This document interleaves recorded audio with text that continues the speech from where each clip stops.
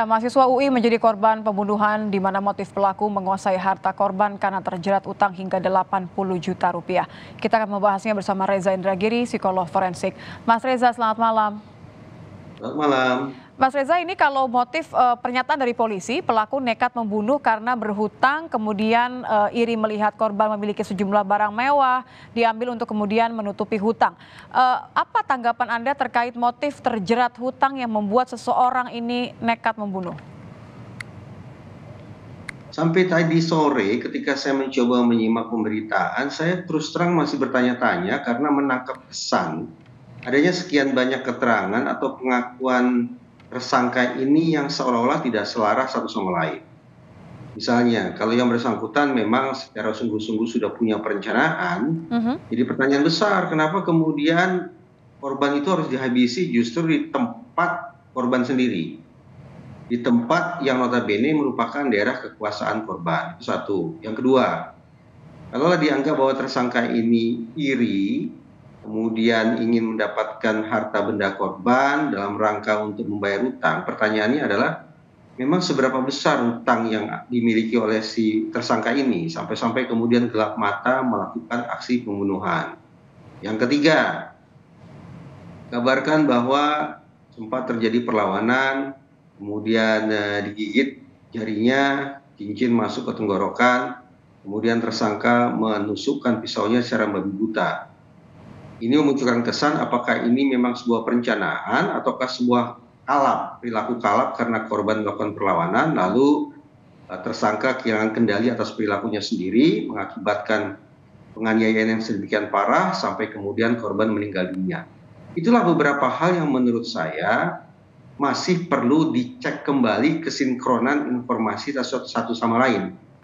Saya khawatir bahwa keterangan yang disampaikan oleh pihak kepolisian oleh Pak Wakasatreskrim Polres Depok tampaknya keterangan yang diperoleh dari tersangka yang notabene masih dalam keadaan shock, dalam keadaan terguncang karena perbuatannya ternyata berakibat fatal dan ternyata dia sekarang berhadapan dengan otoritas penegakan hukum.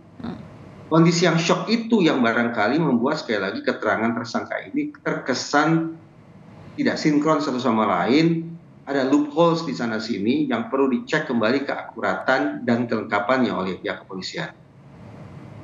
Jadi Anda merasa bahwa harus dicek kembali kekhawatirannya, rasa putus asanya itu belum tentu sejalan dengan sebut saja motif pelaku menyebut sudah merencanakan pembunuhan. Tadi Pak Wakasatreskrim menyebut bahwa ancaman pidananya maksimal bisa sampai hukuman mati. Jadi saya bayangkan tampaknya Pak Wakasat ini mengatakan tersangka ini melakukan pembunuhan berencana. Kalau memang itu pembunuhan berencana, sudah barang tentu pihak kepolisian harus bisa memastikan bahwa di kepala tersangka ini sebelum dia melakukan aksi bejatnya itu sudah terpenuhi hitung-hitungan terhadap 4 unsur. Target, insentif, sumber daya, dan resiko.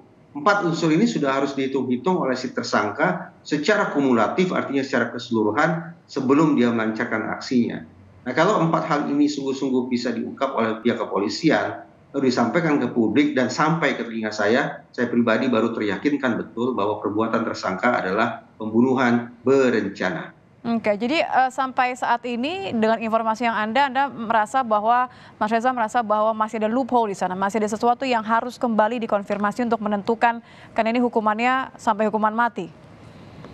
Ada utang 80 juta, lalu tersangka sampai hati membunuh teman dalam kurung adik kelasnya sendiri, yang pikiran saya juga tidak memiliki harta kekayaan sampai sedemikian banyak kalau misalnya dibandingkan dengan barang-barang yang diambil oleh tersangka.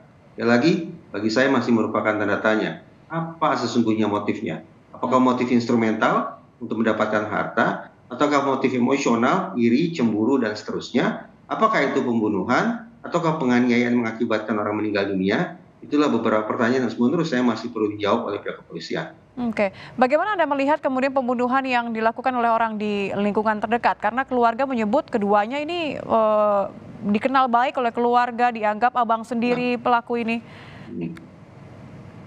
Memang hitung-hitungan di atas kertas, justru pihak yang paling mungkin melakukan kejahatan terhadap kita, termasuk barangkali menghabisi nyawa kita, memang orang dekat.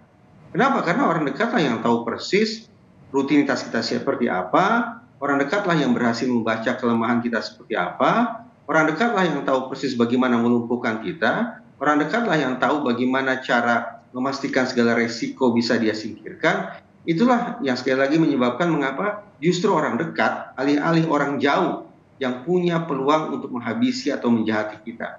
Nah, pada titik itu memang masuk akal juga kalau kemudian kita menduga-duga bahwa orang-orang yang melakukan kejahatan termasuk aksi pembunuhan ya tak lain tak bukan adalah orang yang hidup di sekeliling kita. Entah itu teman, entah itu saudara. Tapi ini sebuah gambaran secara umum yang tak perlu diuji kebenarannya atau ketepatannya jika kita bicara kasus per kasus.